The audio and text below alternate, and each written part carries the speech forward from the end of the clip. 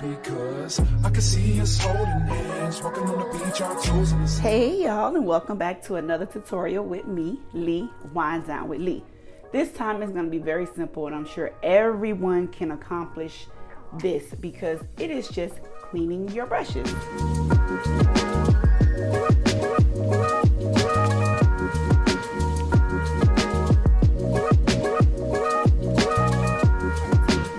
I'm going to be using the RT brush and gel cleaner.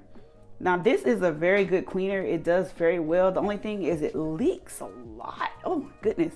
So you got to be very careful when you're actually using it. So if I already have some on my actual cleansing pad here, and this also is a Real Techniques scrubbing pad. So I'm going to show you here. Just throw it on here because this is a smaller brush. I kind of scrub it in the smaller area here. And then I'll rinse it in the sink. So as you can see, it gets everything off really well. All right, so I'll let you watch because there's pretty much nothing to this but to scrub and rinse. All right.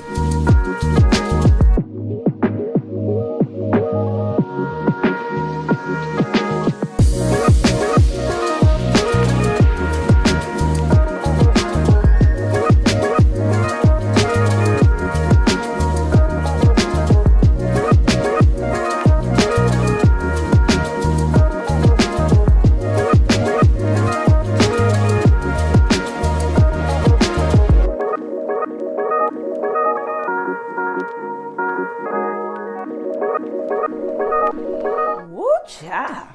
That last brush was a doozer. I mean, it's not my last actual brush, but I want to come on and tell you guys about cleaning your brushes. So as you can see, I felt the, makeup sticking to this pink pad from that brush. So I decided that it needed a little extra scrub. So I put more, as you saw, I put more of the Real Techniques on, the cleanser on, and I was scrubbing so hard. Most of my brushes, I don't even have to press down or put any pressure on this pad. It typically will scrub it and get them clean, as you saw the previous brushes. But that brush, I don't know, it just had something caked onto it, and so I had to put a little bit more elbow grease into it. Also, I know if you checked out my first cleansing video, brush cleansing video, you saw that I used Dial soap as well as a different cleaner.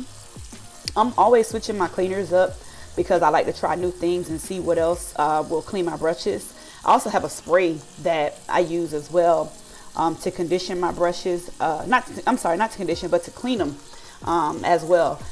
But I noticed when I use the Dial or when I use the Johnson & Johnson soap on my brushes, it leaves a residue on the handles that turns the handles right here like silk, like a brownish, like not brownish, like soap scum. Yeah, it has like soap scum on it, and I don't like that. So I like for my brushes to look just as shiny and clean as they are when they come out of the package. In that video, I did go back over my brushes with the cleanser that I was using in that video, just to show you can get rid of that soap scum. So if you do choose to use Dial soap, it will get your brushes squeaky clean, but it will also leave soap scum as well onto your brushes. So if you don't like that, then yeah, that's the way to fix it. All right, back to the video.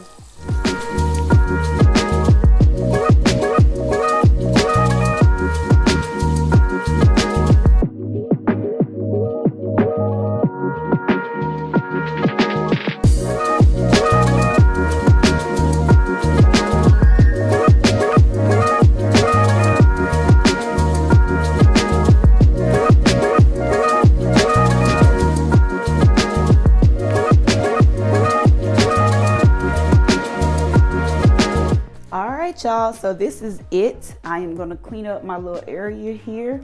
That has been the review of the Real Techniques brush and sponge cleanser. I got this from Ulta, I'm sure, because that's where I'm always at. And I have my brushes in this so I can carry it from my YouTube room into the bathroom. And I keep this, let me draw this off. I keep this in my drawer right here by the sink. just so I can make sure I have it readily available. If you want me to review some other cleansers that you may not want to spend them coins on, that's fine, let me know. And I'm always down to try something new. So yeah, all right, y'all have a good one. And don't forget to subscribe if you're not already subscribed to my channel.